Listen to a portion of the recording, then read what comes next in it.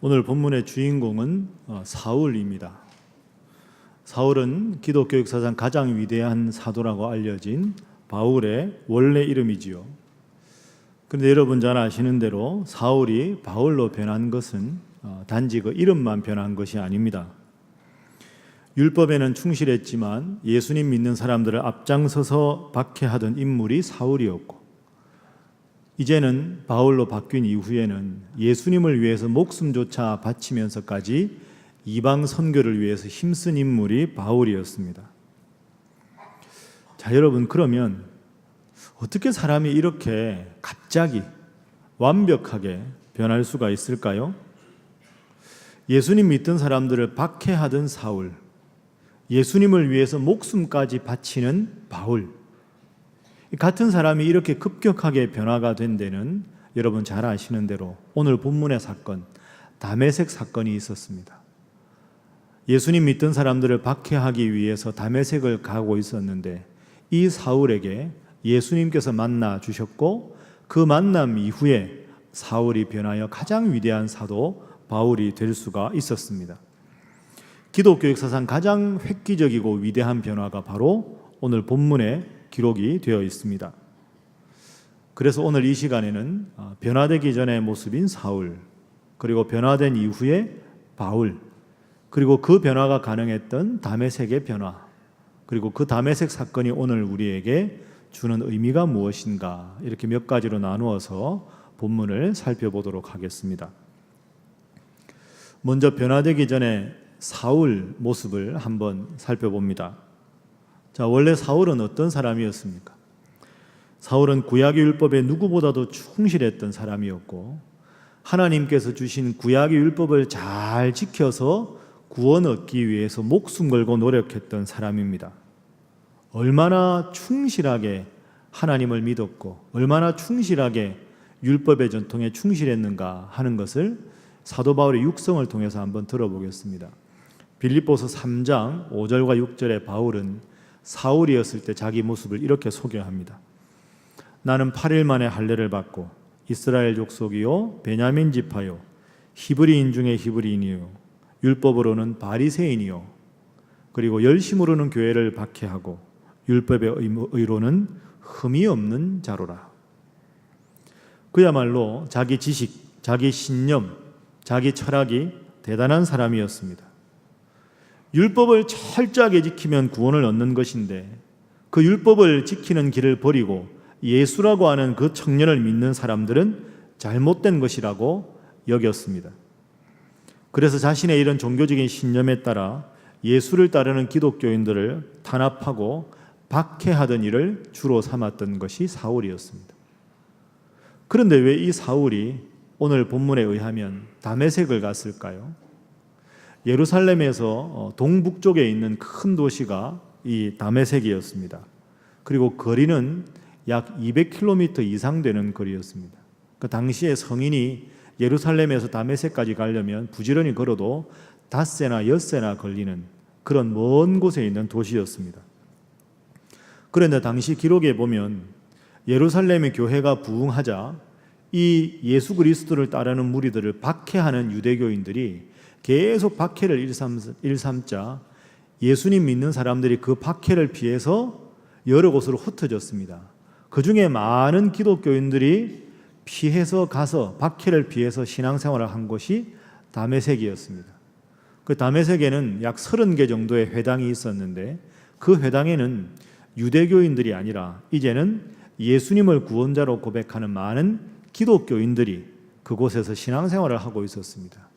그 소식을 사울이 알게 된 것이지요. 그래서 예수 믿는 사람들과 교회를 진멸하는 것이야말로 하나님의 뜻이라고 믿던 사울은 예루살렘에서 사람들을 체포하는 것에 만족하지 않고 저 먼 곳 다메섹까지 가서 예수님 믿는 사람들을 체포하기 위해서 갔던 겁니다. 그렇습니다.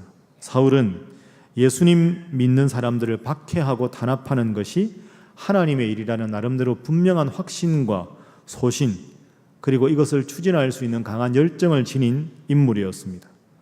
그래서 사울은 이미 초대교회 가장 훌륭한 집사 중에 한 사람이었던 스데반이 죽는 그 현장에 가담하기도 하였습니다. 하나님의 이름을 높이기 위해 예수 믿는 자를 박해하는 그 맹목적 열정, 눈먼 자의 행로가 바로 사울의 다메섹 길이었습니다. 그래서 그는 의기양양하게 예수 믿는 자들을 체포해도 좋다는 대제사장의 체포 위임장을 들고 다메섹으로 갔습니다. 그런데 역설적이게도 예수 믿던 사람들을 체포하러 간 그 다메섹에서 예수님을 만나서 이제는 예수님을 증거하는 바울로 변화가 된 것이죠. 자, 그럼 이제 두 번째로 넘어가 봅니다. 변화된 모습, 바울의 모습입니다. 그런데 여러분, 우리가 바울의 모습을 살펴보기 전에 꼭 이 대목에서 짚고 넘어가야 될 중요한 질문이 있습니다. 왜 하나님은 사울을 택하셨을까요? 그 당시에 문헌을 보면 그 당시 그 유대교에 철저했던 바리새인들의 숫자는 적게 잡으면 6,000명, 많게 잡으면 3만 명입니다. 그러니까 사울과 비슷한 성향을 가진 유대교 바리새인들이 6,000명에서 3만 명 사이나 그렇게 숫자가 많았는데 그 많은 사람들 중에서 왜 하필 하나님께서는 사울을 딱 선택하셔서 다메섹에서 예수님을 만나게 하시고 이방 선교를 위해서 예수님을 이름을 위해서 순교까지 하는 그런 위대한 인물로 만드셨을까요? 왜 하필 사울이었을까요? 바울 서신 전체를 보면 그 질문에 대한 해답을 우리는 목숨을 건 종교적 열심이었다 이렇게 생각할 수 있습니다. 사울이었을 때 얼마나 열심이었던 인물입니까? 그 특유의 종교적 열심은 예수 믿는 자를 그냥 두지 못하고 닷새가 걸리고 엿새가 걸리더라도 저 먼 곳 다메섹까지 가서라도 예수 믿는 자를 잡아서 가두어야 하는 열심으로 나타났습니다. 고생길을 마다하지 않고 갔던 그 열심은 실로 대단한 것이었지요. 당대 모든 바리새인들 중에 가장 종교적 열심이 특출해서 우리 주님은 그 점을 눈여겨보신 겁니다. 그런 종교적 열심이 있었기에 사울이 바울로 변한 다음에도 그 열심은 계속되었습니다. 이제는 예수님을 박해하는 사울이 아니라 예수님을 위해 목숨 거는 바울로 변했을 때 바울은 자신의 사역을 이렇게 우리들에게 들려주고 있습니다. 나의 간절한 기대와 소망을 따라 아무 일에든지 부끄러워하지 아니하고 지금도 전과 같이 온전히 담대하여 살든지 죽든지 내 몸에서 그리스도가 존귀하게 되게 하려 하나니 이는 내게 사는 것이 그리스도니 죽는 것도 유익함이라. 그리스도를 위하여 너희에게 은혜를 주신 것은 다만 그를 믿을 뿐만 아니라 또한 그를 위하여 고난도 받게 하려 하심이라. 예수를 위해서라면 고난을 받아도 심지어 내 생명이 사라질지라도 이제는 예수님을 위해서 살겠다. 이러한 목숨을 건 종교적 열심이 바울에게 있었습니다. 그리고 이러한 종교적 열심과 함께 또 한 가지 중요한 요소가 있었지요. 여러분, 바울 하면 떠오르는 표현이 있지 않습니까? 나는 죄인의 괴수다. 나는 날마다 죽노라. 지극히 겸손한 인물이었습니다. 주님 이름을 위해서는 목숨까지 바칠 정도의 위대한 헌신과 더불어 교만할 수 있는 모든 조건을 갖추었음에도 불구하고 철저하게 겸손했던 이 두 가지 모습을 다 갖춘 인물이 바울이었습니다. 그래서 하나님은 이 바울을 들어서 쓰신 것이라 볼 수 있습니다. 자, 그러면 그 사울이 바울로 변하게 되었던 결정적인 근거가 되었던 다메섹 경험에 대해서 지금부터 살펴보겠습니다. 사실 회심 이전에 사울은 다메섹으로 한 명명백백한 길, 가야 할 길이 분명한 삶을 살았습니다. 유대교에 대한 남다른 열정에 사로잡혔던 청년 사울, 그는 십자가에 못 박혀 처형된 예수라는 사나이를 만민의 구원자로 믿는 기독교인들을 용납할 수가 없었습니다. 그래서 그는 그 대단한 종교적인 자기 열심, 자기 구원의 확신을 가지고 의기양양하게 다메섹으로 향했습니다. 그런데 그 다메섹에서 지금까지 단 한 번도 경험해 보지 못했던 압도적이고 초월적인 어느 빛과 마주서게 되었습니다. 공포와 전율이 바울의 마음을 사로잡았습니다. 그때 그에게 한 소리가 들려오기 시작합니다. 오늘 본문 4절 말씀입니다. 사울아 사울아 내가 어찌하여 나를 박해하느냐. 깜짝 놀란 사울이 엉겹결에 물었습니다. 주여 누구시니이까?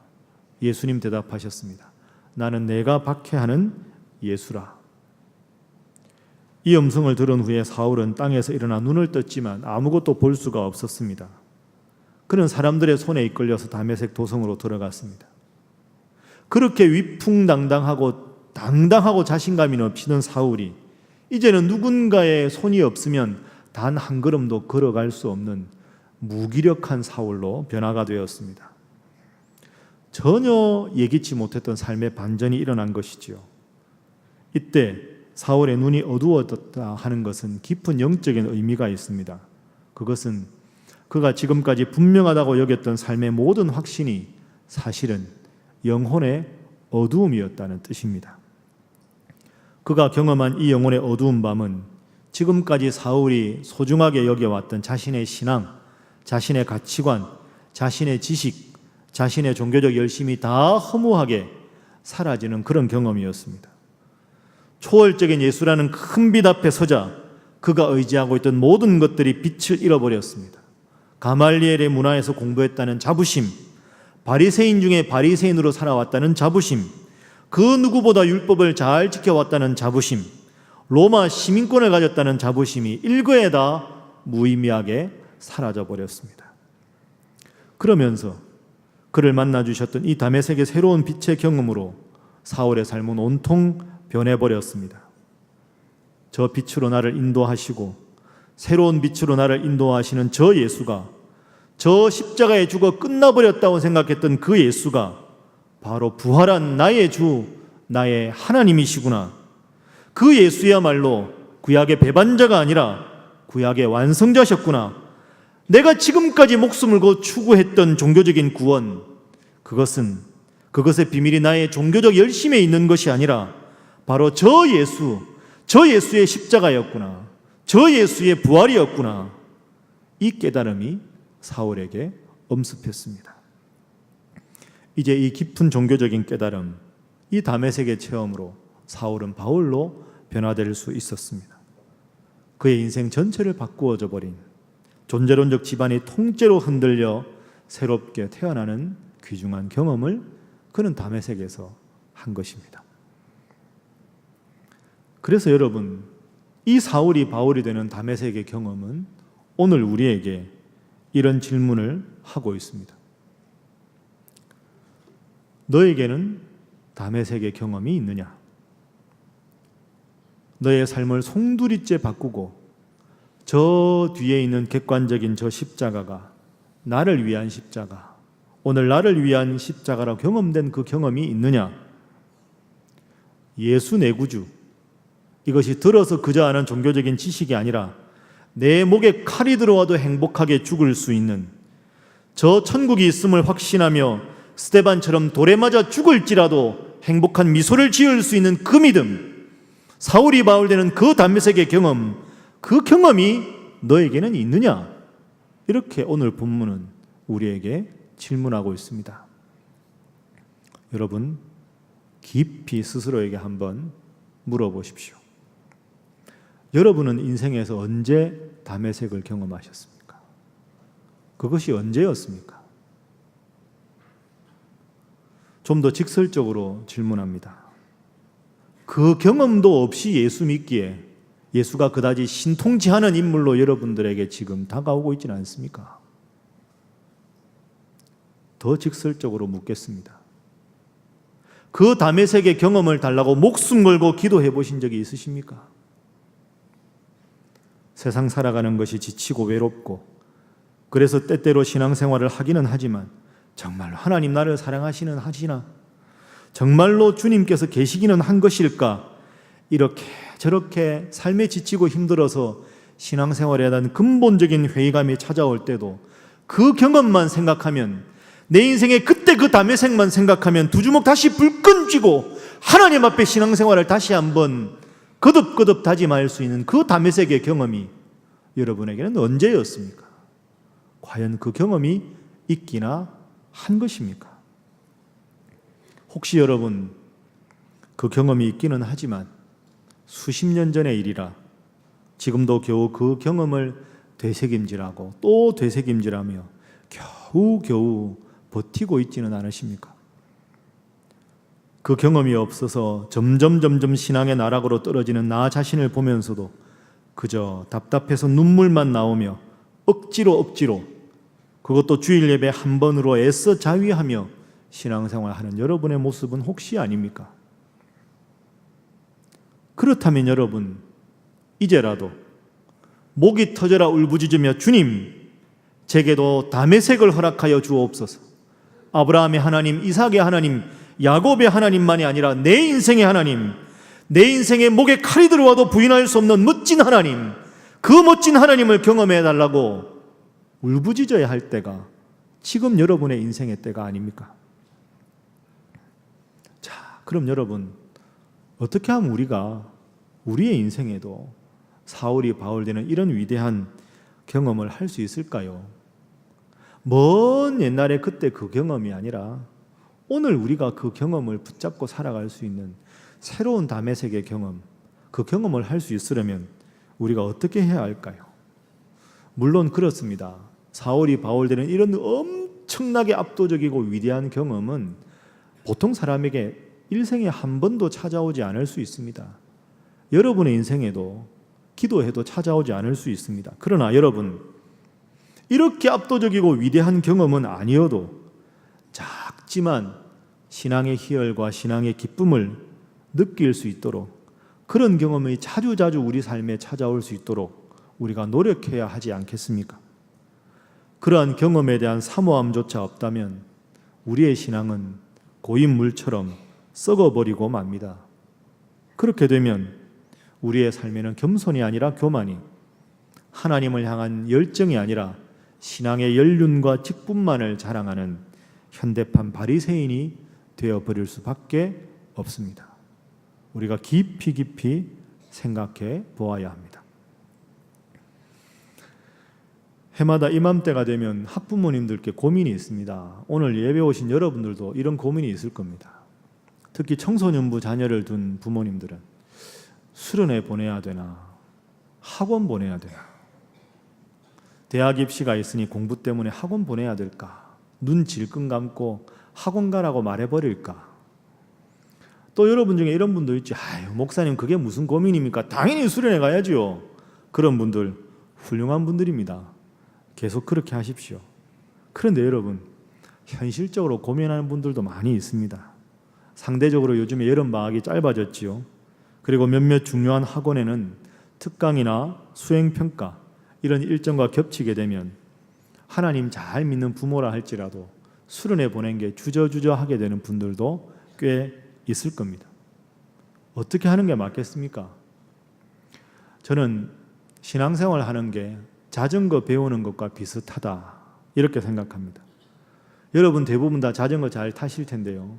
옛날에 여러분 자전거, 두발 자전거 배울 때 한번 경험을 기억해 보십시오. 두발 자전거 타기 처음에는 자전거를 끌고 나가야 배우죠. 자전거 끌고 나가는 것도 힘듭니다. 이게 두 바퀴로 이게 중심 잡는 게 힘들거든요. 끌고 나가다가 넘어집니다. 짜증이 나죠. 그래도 자전거 잘 타고 싶으니까 또 배웁니다. 며칠 끌고 나가는 게 익숙해지면 그 다음에 뭐 합니까?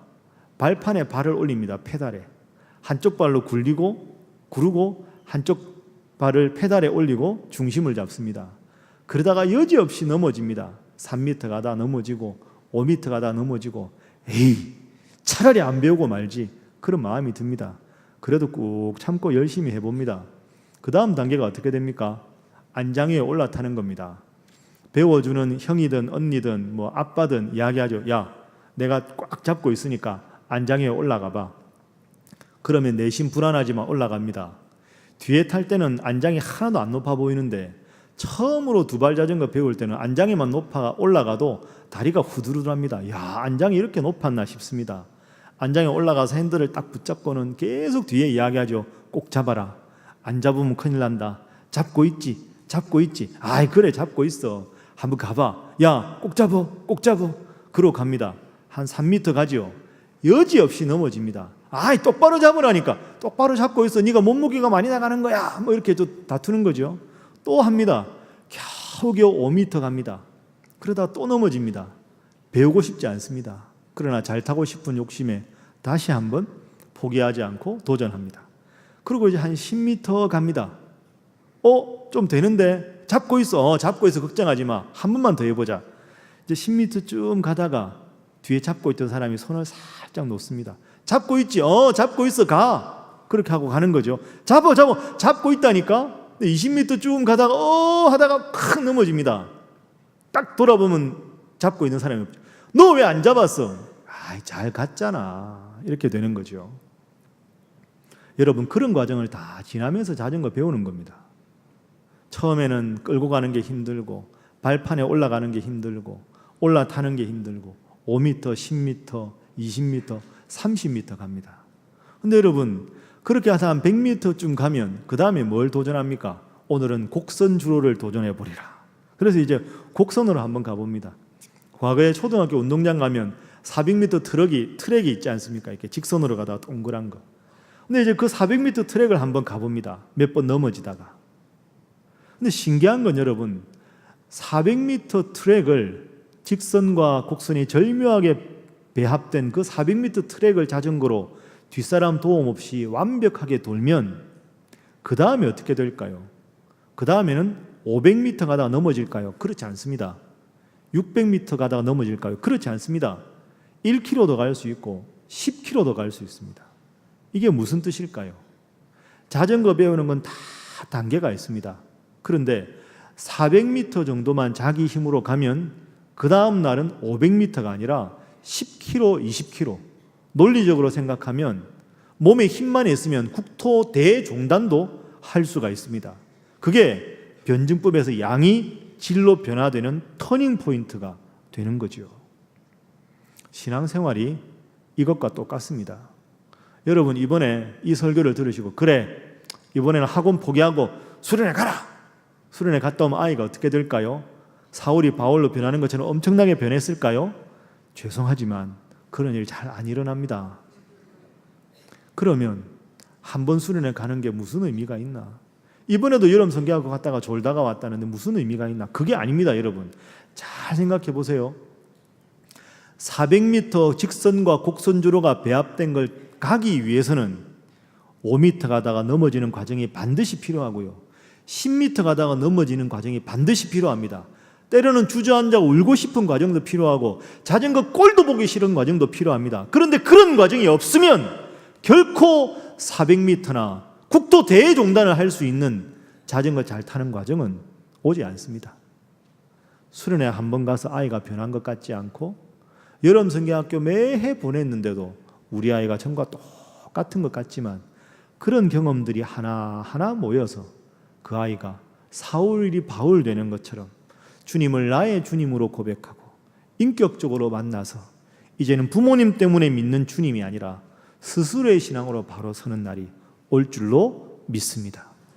그 날을 위해서, 그 날을 위해 기도하고 준비하면서 우리가 그 아이들의 부모 역할로 신앙의 길잡이를 잘 해주는 것, 그것이 필요합니다. 이번에도 어김없이 여러분 성경학교하고 수련회 합니다. 여러분 아이들 위해서 기도하시고 보내셔서 그 아이들이 신앙적으로 잘 자랄 수 있는 물꼬를 터주시기를 주님 이름으로 부탁합니다. 옆에 분들과 인사 한번 하겠습니다. 부모 노릇 잘 하시기 바랍니다. 다시 한번 하겠습니다. 말씀만 하지 마시기 바랍니다. 하겠습니다. 자, 이제 마지막 주제로 넘어가겠습니다. 가장 중요한 주제입니다. 어떻게 하면 오늘 우리의 인생에 이런 다메섹의 경험을 할 수 있을까? 내 인생에 이런 다메섹 같은 새로운 경험을 할 수 있기 위해서 내가 꼭 기억해야 할 것은 무엇인가? 자, 그 질문을 가지고 본문을 바라보면 본문은 아주 구체적으로 세 가지 지침을 우리에게 일러줍니다. 첫 번째 지침은 사울이 예수님을 만나러 간 것이 아니라 예수님이 미리 사울을 기다리셨다 하는 것을 기억해야 합니다. 다메섹에 사울이 갔을 때 이미 예수님은 다메섹에서 예비하시고 사울을 기다리셨습니다. 우리가 잘 아는 찬송가 하나 예를 들어 보겠습니다. 여러분 찬송가 535장 있습니다. 주 예수 대문 밖에, 잘 아시지요? 주 예수 대문 밖에 기다려 섰으나 단단히 잠가두니 못 들어오시네. 나 주를 믿노라고 그 이름 부르나 문 밖에 세워두니 참나의 수치라. 여러분 저 가사가 참 의미 있는 가사입니다. 주 예수 대문 밖에 이미 기다려 서 있다는 거죠.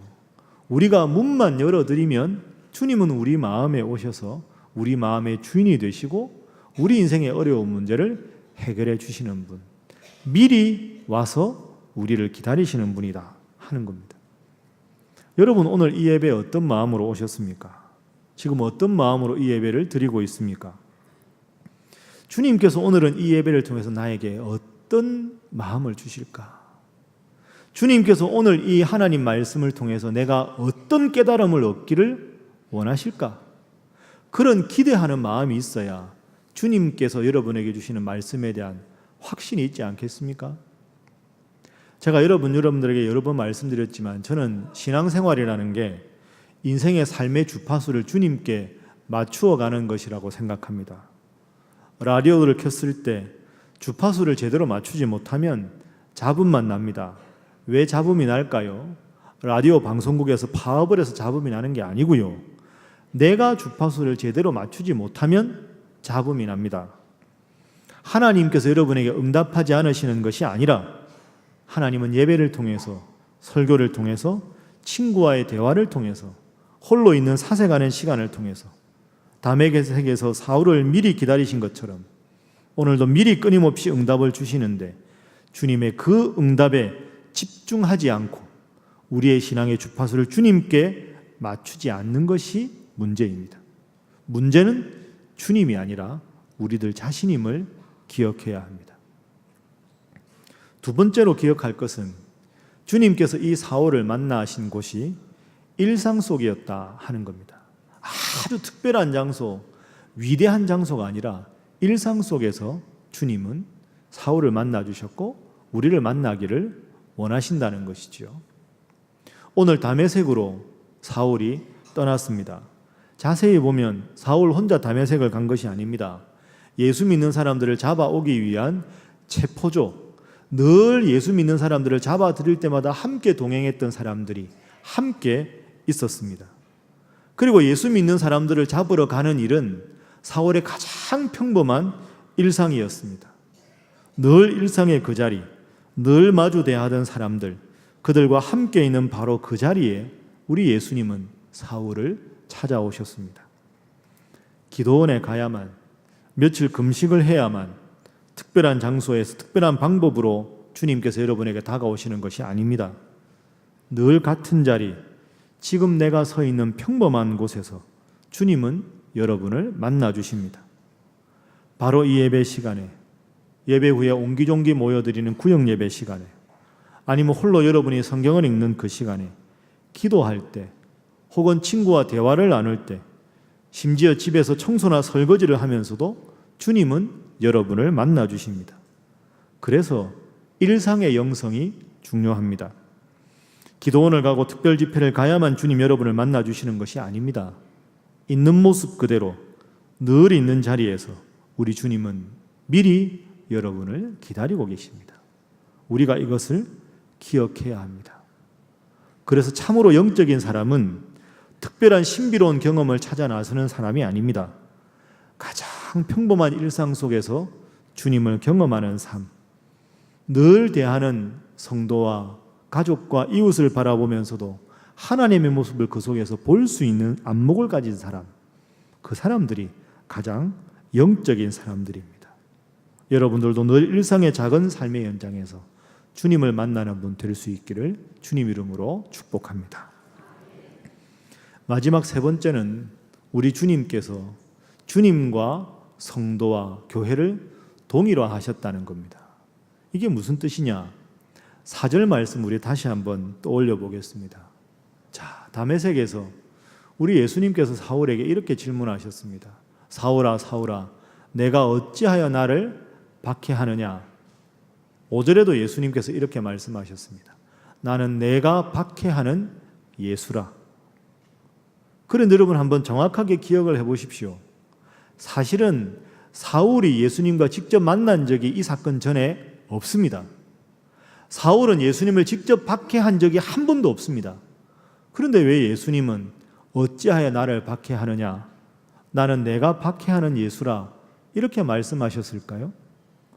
사울이 박해하던 것은 예수님이 아니었습니다. 예수님을 따르고 믿는 기독교인이었고 예수님을 따르는 사람들이 모였던 교회였습니다. 여기에서 예수님의 관점이 드러나는 것이지요.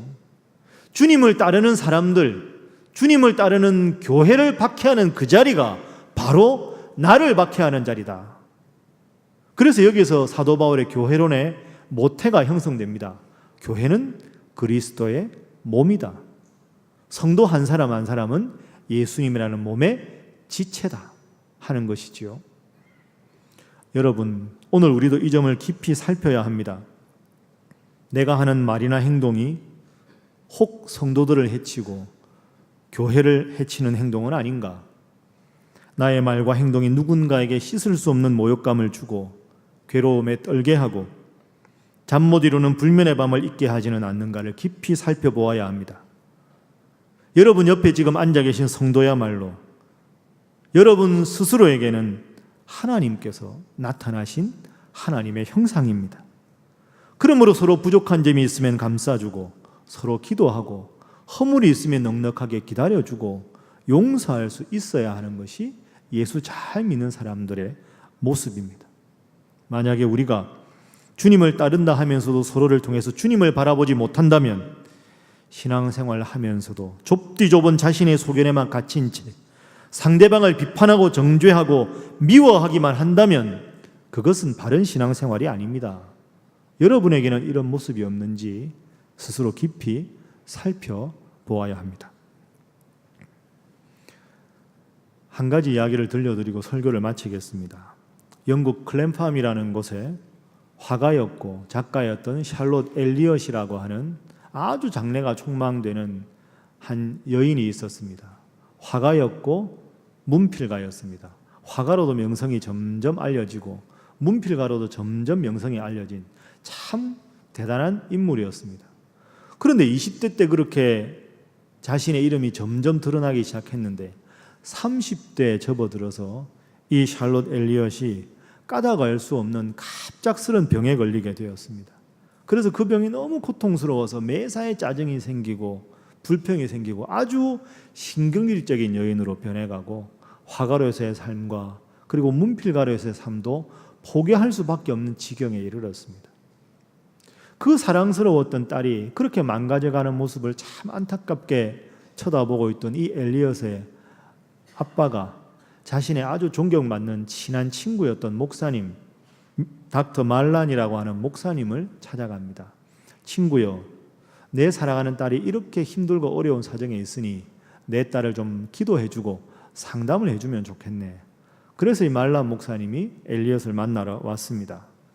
그리고는 충분히 그녀의 고민을 들어주고 그녀의 마음속에 있는 상처를 하나하나 어루만져주기 시작합니다. 그제서야 이 엘리엇이 눈물을 흘리면서 목사님께 묻습니다. 나 같은 사람이 어떻게 해야, 내가 어떤 준비를 해야 주님을 만날 수가 있습니까? 그 질문을 한참이나 기다렸다는 듯이 말란 박사님은 웃으면서 이렇게 말합니다. Just as you are. 너의 있는 모습 그대로 주님께 오면 주님은 당신을, 너를 맞아주신다. Just as you are. 짜증이 많고 불평이 많고 잠 못 이루는 불면의 밤을 지내는 너의 모습 그대로 주님 앞에 오면 주님 너를 받아주실 것이다. 이렇게 말씀해 주셨습니다. 그런데 이 엘리엇의 가슴 속에 그 말이 화살처럼 비수처럼 깊이 박혔습니다. 그러면서 그 순간 자신의 마음을 만지고 계신 주님을 느낄 수가 있었습니다. 엘리엇은 그 순간에 무릎을 꿇고 예수님께 자기의 인생을 바치기로 결단합니다. 사울이 바울이 되는 그 아름다운 회심의 경험을 엘리엇이 경험을 한 것이지요. 그리고 그 경험을 하자마자 붓을 들어서 한 찬송가를 작사합니다. 우리가 아는 찬송가, 오늘 예배 전에 불렀던 찬송가 288장. 큰 죄에 빠진 날 위해 주 보혈 흘려 주시고 또 나를 오라 하시니 주께로 거저 갑니다.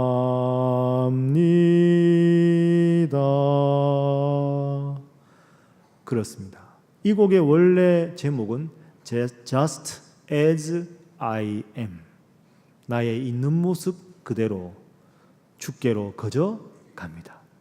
이 곡이 너무 은혜로운 곡이라 국경을 넘어서 전 세계로 퍼져나가기 시작합니다.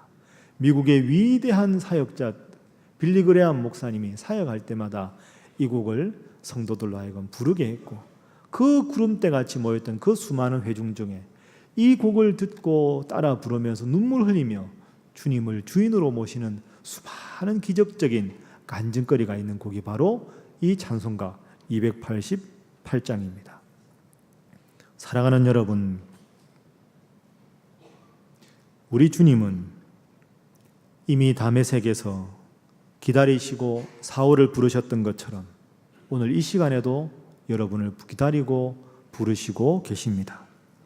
지금 이 예배 시간에 여러분보다 먼저 오셔서 여러분과 함께 대화하기를 원하십니다.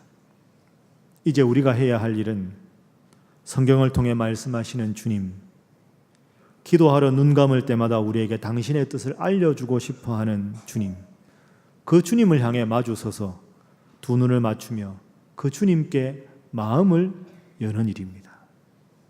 이를 통해서 인생에 힘들고 지치고 어려운 여러분들이 새로운 다메섹의 경험을 통해서 주님 주시는 기쁨과 평안과 즐거움으로 주님 앞에 나오는 것이 무거운 부담이 아니라 가장 인생의 기쁜 순간이라 고백할 수 있는 여러분 한 분 한 분 되시기를 주님 이름으로 축복합니다. 기도하겠습니다. 사랑의 하나님, 오늘도 우리보다 먼저 이곳에서 우리를 기다려주시고 삶의 작은 순간에도 우리를 만나주시는 사랑의 주님을 깨닫게 하시니 감사합니다. 말씀을 통해서, 기도를 통해서, 일상의 작은 순간을 통해서 우리와 대화하기를 원하시는 주님, 늘 우리가 살아가면서 주님이라면 어떻게 생각하실까? 주님이라면 어떻게 말씀하실까?